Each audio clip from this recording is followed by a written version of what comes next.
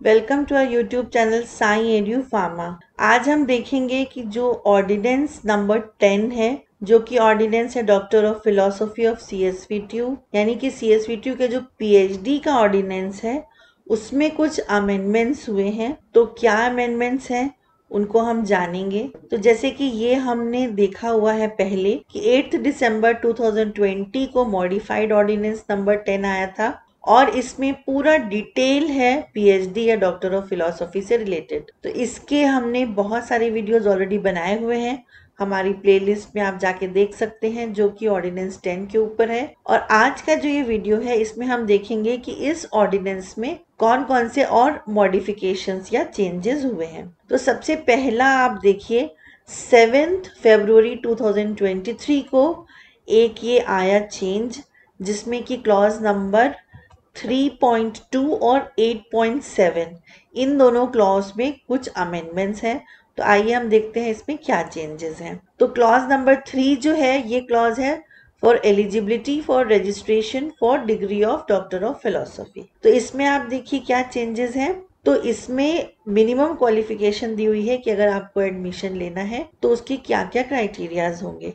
तो इसमें 3.2 number clause में एक चेंज है। क्या चेंज है, यहाँ तक तो बिल्कुल सेम है। लास्ट में इन्होंने एक चेंज किया है कि जो इंजीनियरिंग स्ट्रीम के स्टूडेंट्स हैं जो PhD करना चाहते हैं, पहले तो ये चीज सेम है कि उनको ME या MTech डिग्री होना चाहिए, उनके पास 60% मार्क्स होने चाहिए और वो किसी एक रिकॉग्नाइज्ड यूनिवर्सिटी इंस्टीट्यूशन या टेक्निकल यूनिवर्सिटी से होना चाहिए। तो ऐड क्या किया इन्होंने, student may opt for any stream for PhD related to his or her BTech और ME MTech डिग्री। मतलब कि वो जो PhD में टॉपिक लेना चाहते हैं वो किसी भी स्ट्रीम का हो सकता है जो कि उनकी BTech से रिलेटेड हो या ME MTech से रिलेटेड हो। तो ये जो एक पॉइंट है ये इसमें नया ऐड हुआ है। नेक्स्ट हम देखेंगे पॉइंट क्लॉज नंबर 8 में कुछ चेंजेस हुए हैं जो कि रिसर्च डिग्री और कमिटी से रिलेटेड होता है, यानी RDC से रिलेटेड होता है। तो इसमें 8.7 नंबर क्लॉज में क्या चेंज हुआ है। तो इसमें ये चेंज है कि पहले तो जो सिमिलर है उसकी बात करेंगे कि अगर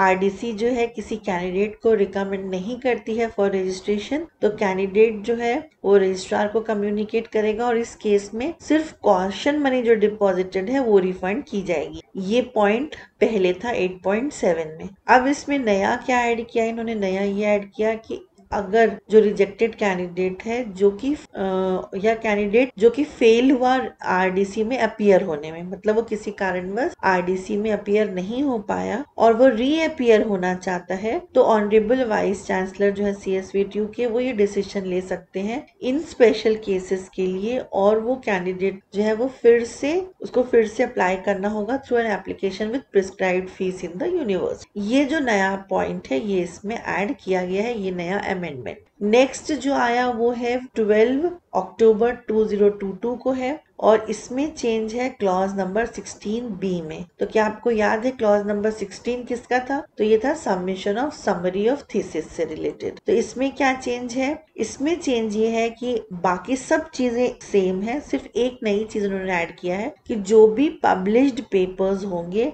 वो अनपेड UGC केयर अप्रूव्ड या SCI जर्नल या स्कोपस इंडेक्स डेटाबेस वाले जर्नल में ही होंगे और बाकी जो पॉइंट्स हैं वो बिल्कुल सेम है। सिर्फ एक अनपेड वर्ड को इन्होंने एक्स्ट्रा ऐड किया है, क्योंकि स्कॉलर्स कई बार क्या करते हैं कि पैसे दे करके पेड जर्नल्स में अपने पब्लिकेशंस को अपने आर्टिकल्स को पब्लिश कराते हैं। तो बेसिकली हम जो यूनिवर्सिटी है वो ये चाहती है कि जो रिसर्च पेपर्स हो वो अनपेड जर्नल्स में ही। नेक्स्ट है 21 जुलाई 2022 को एक और अमेंडमेंट आया था जिसमें क्लॉज 6.1 को इन्होंने चेंज किया या अमेंडमेंट किया उसमें। तो 6th जो है वो credit requirements and course work से रिलेटेड है। अब इसमें देखिए इन्होंने क्या चेंज किया है। तो बेसिकली इसमें जो यहाँ पर दिए हुए थे डिफरेंट कोर्सेज और उसमें रिक्वायर्ड क्रेडिट्स थे, तो यहाँ इन्होंने कुछ कोर्सेज को ऐड किए हैं जो पहले इसमें एडेड नहीं थे। तो यहाँ देखिए फर्स्ट पॉइंट जो है वो बिल्कुल सिमिलर है।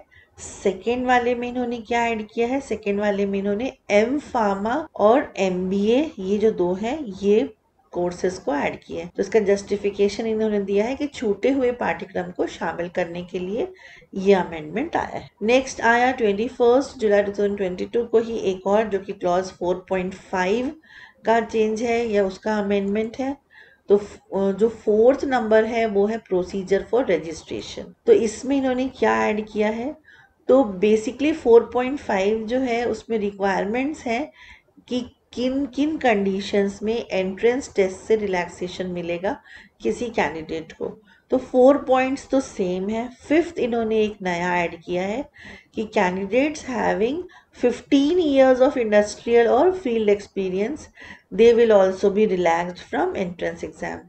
जो जस्टिफिकेशन क्या है, शोध क्षेत्र में औद्योगिक अनुभव को भी शामिल करने के लिए ये क्लॉज आया है। मतलब पहले जिनको फील्ड एक्सपीरियंस होता था उनको एग्जामेशन नहीं मिलता था, उनको भी एग्जाम देना पड़ता था।